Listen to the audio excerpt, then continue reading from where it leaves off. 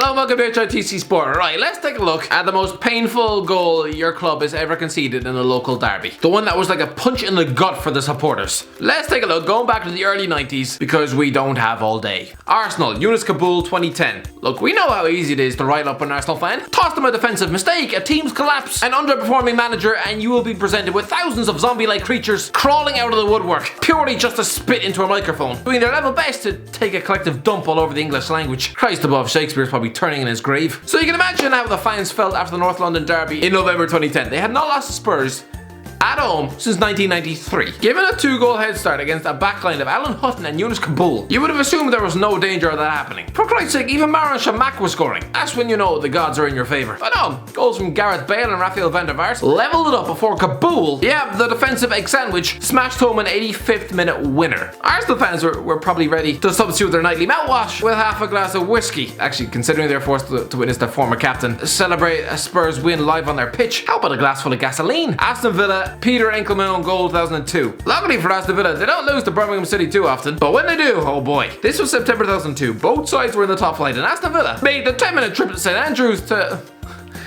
lose 3-0. But it was the second goal, the one where Birmingham scored, despite not one of their players touching the ball. Olaf Milberg tosses a casual throw-in back to his keeper, safe in the knowledge that, anyone with a working pulse would be able to trap that ball. But clearly, this was too big of an ask to ask of a professional goalkeeper. The ball trickled under his helplessly outstretched foot into the net, and I'm guessing Brum fans haven't stopped reminding their city counterparts about it. Bournemouth, Dusan Tadic 2018. Is this even a derby? I think it just shows how genteel and friendly the Bournemouth fans are, that I don't even think it's possible to have one. Geographically, yeah it is, but Christ above. Bournemouth fans probably feel bad about shouting at an ant. Never mind a fellow human being. If they even tried to insult another person, they'd probably protest by ripping out their own voice box. Basically, lads, the Bournemouth fans are a bunch of Ned Flanders. Idly ho, neighborinos. I don't know, let's go for April 2018, when Dusan Tadic scored the second in a 2-1 winner for Bournemouth. I'm guessing that hurt. I'm guessing that made Bournemouth fans feel so angry that they politely picked up their bags and made their way home without a fuss. Brighton and Wilfred Zaha 2013. It was May 2013 and Brighton were actually looking good. They'd gone 10 games unbeaten and had not lost at home since playing Arsenal in the FA Cup in January. Palace, by contrast, had won just one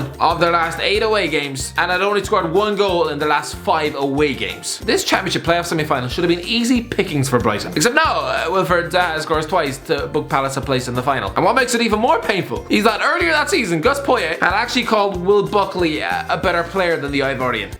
Oh wait, that was back when he was English. Anyway, Zaha scores twice, while Buckley might as well have stayed at home in bed. Burnley, David Dunn 2010. The Burnley-Blackburn rivalry seems so unappealing, doesn't it? A bit like two bums fighting it out at the back of a local pub. Both such quintessentially British clubs. They're both hotbeds of sweaty beer bellies and hard Brexit campaigns. It's not exactly a derby you want to advertise to the watching world. It's not going to get the pulses racing for a neutral, but anyway. Back in March 2010, David Dunn scores a second half penalty, the only goal to Turf Moor, to leave Burnley 3 points adrift of safety with 6 games left. Stuck in a hole that they were never going to get out of. I mean, come on, Brian Laws was their manager, what do you expect? I'm guessing that goal made Burnley fans feel like steam grilling their face. Chelsea, Lewis Bowen Morte 2006. Okay, listen. Chelsea so rarely lose to Fulham. It's something that just does not happen. To prove it, alright, I'm gonna go all the way back to March 2006 to dig one out. I mean, to be honest, this goal mattered way more to Fulham than it ever did to Chelsea. The hosts were locked in a relegation battle, while the visitors were runaway leaders at the top of the league. But still, Jose Mourinho was still taking this seriously, as evidenced by him chucking out a full-strength team, as opposed to a few weeks later, when they were forfeiting games of Blackburn and Newcastle with the likes of Lenny Pidgley, Carlton Cole and Manish. Lewis Bowen Morte's 17th minute winner at Craven Cottage. I mean, I guess it somewhat dented their title bid, in the same way a microscopic pimple might dent Jessica Alba's beauty. Not so much, lads. Crystal Palace, Jonathan Fortune 2005. Yeah, I know they might hate Brighton more, but lads, I'm looking at derbies, okay? And Crystal Palace's local rivals are Charlton Athletic. Back in May 2005, Palace were actually relegated at the Valley, leading 2-1 with 8 minutes left. Ian Dowie's men were staying up, and then Jonathan Fortune just bundles in an equaliser, sending Palace down. Everton, Sadio Mane 2016. Where do you start for Everton? The Merseyside derby has provided them with nothing but pain for the last decade now. The mere mention of it is almost enough to send Everton fans into wild convulsions. I could so easily have gone with Divock Origi's 96th minute winner, or losing an FA Cup semi-final to Andy goddamn Carroll. But no, let's go back to December 2016. This was probably a moment which made Everton fans question whether they were ever going to beat their local rivals again ever. Sadio Mane scored a 94th minute winner at Goodison Park, the only goal of the game. Imagine conceding a last minute winner at home to your local derby rivals. It's about as much fun as tossing your cousin off under the breakfast table. Actually, for Norwich fans, it's probably better than winning promotion. Leicester Andy King own goal 2010. This was just comical. March 2010, and Leicester lose to Derby County by 1 goal. 1-0, and it wasn't even a Derby County player who scored it, or even assisted. Andy King just rolls a routine back pass to his keeper. Clearly that was too much to ask of alleged professional goalie Chris Wheel, who just let it trickle over his foot and into the net. Leicester were 6th in the league and battling it out for the championship playoffs. They didn't need shocking moments of sheer ineptitude clogging up their season at this point. Liverpool Andy Johnson 2006. Okay, there aren't many moments that Liverpool fans will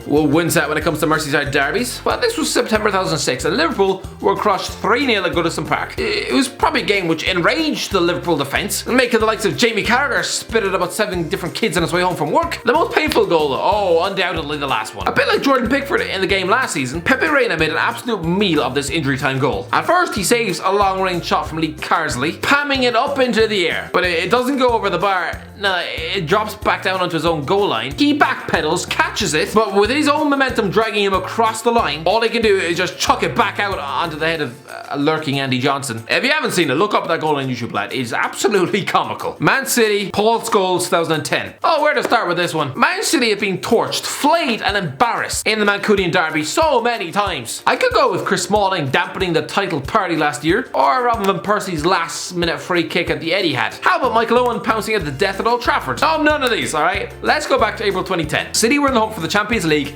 United the hunt for the title. But the tide was beginning to turn, and what a statement this would have been for the new City owners. Beat Man United on their own patch, announcing their arrival as a top force. Nah, it was just a scrappy game of the Eastlands, decided by a 93rd minute Paul Scholes header. Yes, yeah, a header. The lad who looks like he failed on audition for The Hobbit. How was he out jumping anyone in the air? It was a bitter pill to swallow for Roberto Mancini, and watching Scholes celebrate with a Gary Neville kiss on their own turf, doubt it was much fun, at least not for Scholes. Man United Vincent Kompany 2012. Again, there were many options I could have chosen from, but I'll go for April 2012. This was almost the passing of the guard. United knew if they got a result at the Etihad, they were going to win this Premier League title. But no, Vincent Kompany slams home a winning header on the stroke of half time. The game finished 1-0 and the title race pendulum swung heavily towards the blue half. And no, they wouldn't throw this title away, although they gave it a bloody good go. Newcastle, Adam Johnson 2014. The aftermath of this game was like a morgue. It was almost as if Newcastle United had died right out there on the pitch in a Paul Dummett bloodstain. The previous 3 meetings had all been Mackem wins, 2 of them at St James's Park. This was unforgivable. So when relegation threatened Sunderland visited St James's Park in December 2014, surely this was the moment where Alan Pardew would make amends and finally